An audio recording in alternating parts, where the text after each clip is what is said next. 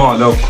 انت اللي معرك يا ابني، يلا عشان الزواق. السلام ورحمة الله وبركاته. ايه يا عم خليل زق؟ ايه يا عم هتجوز ساعة يا عم خليل؟ يا عم قوم يا عم، هيبقى لا صيام ولا زينة ولا اي حاجة بتعملها في دنيتك. قوم يابا بلاش كسل، تعال يا عم. قوم يا عم. وراي وحوي يا وحوي وكمان وحوي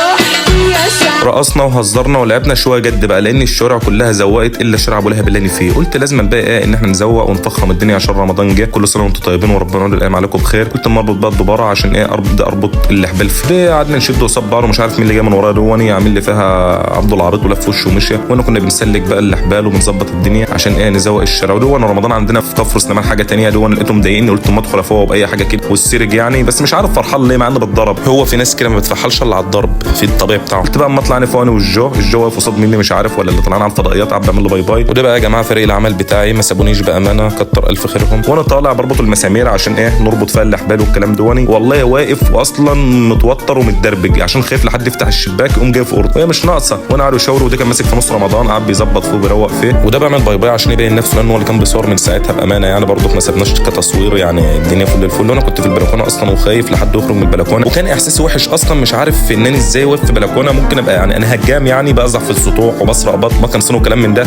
يلا يا عم مقلب من هنا بدل ما حد يخرج وتبقى نصيبه. والحمد لله نزلت من هنا ورحنا الاتجاه الثاني. انا حبيت اتاكد السلم جامد ولا لا وافتكرت لقطه كده قلت منزل بسرعه بدل ما اقعد وتبقى نصيبه رمضان في السرير. لا ما تنسوش تصلوا على النبي وتعملوا لايك وكومنت. الحمد لله ننزل.